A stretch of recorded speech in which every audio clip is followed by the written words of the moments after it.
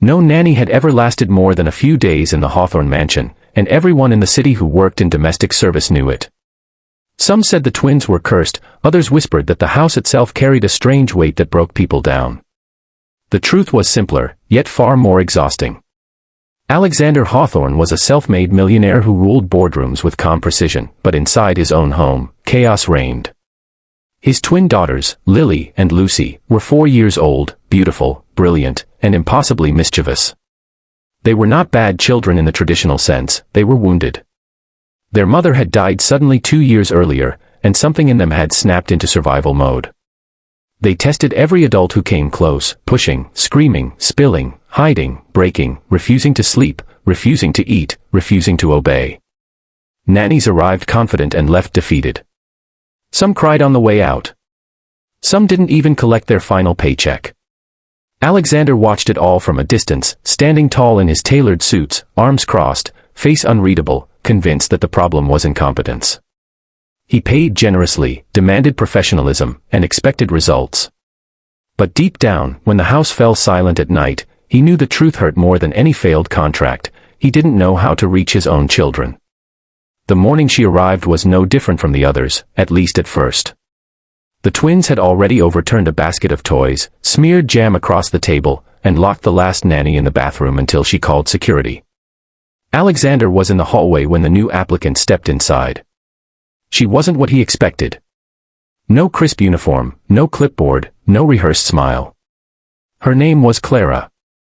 She wore simple clothes, her hair pulled back loosely, her eyes calm in a way that made Alexander uncomfortable.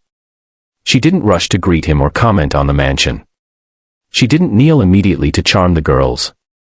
Instead, she stood still, listening. The twins stared at her like predators sensing unfamiliar territory. Lily knocked over a cup on purpose. Lucy screamed for no reason at all. Alexander waited for Clara to flinch, to correct them sharply, or to look at him for backup. She did none of that. She crouched down slowly, meeting their eyes, and said something no one had ever said in that house before, "You don't have to scare me. I'm not here to leave." The words landed like thunder. The twins froze. Alexander frowned. It sounded naive. Every nanny left. Everyone left. Clara continued softly, "You can scream, spill, hide things, test me all you want. I'll still be here tomorrow." Lily's lip trembled. Lucy turned away, angry at herself for caring. Alexander felt an unexpected tightness in his chest. The first day was war. The twins refused to follow any routine. They threw food, hid Clara's phone, locked doors, screamed until their throats hurt. Any other nanny would have snapped by noon. Clara didn't raise her voice once. When they spilled paint on the floor, she handed them rags and said, "We clean our messes together." When they screamed, she sat nearby and waited, not abandoning them, not rewarding the behavior either. When they tried to provoke her with insults they barely understood, she simply said, "That sounds like a lot of anger for such small hearts." Alexander watched through cameras and doorways, irritated and intrigued. By evening, the twins were exhausted, not victorious. For the first time in months, they fell asleep without a meltdown. Clara didn't celebrate. She didn't claim success. She simply whispered, "See you tomorrow," before turning off the lights. Days passed. 1 day became 3. 3 became 7. The staff began whispering. A full week had passed. A record. Alexander tried to maintain emotional distance, but cracks formed. He noticed the twins laughing, real laughter, not the manic, destructive kind. He noticed fewer broken objects, fewer locked doors. He noticed something even stranger. Clara talked to him differently than anyone else.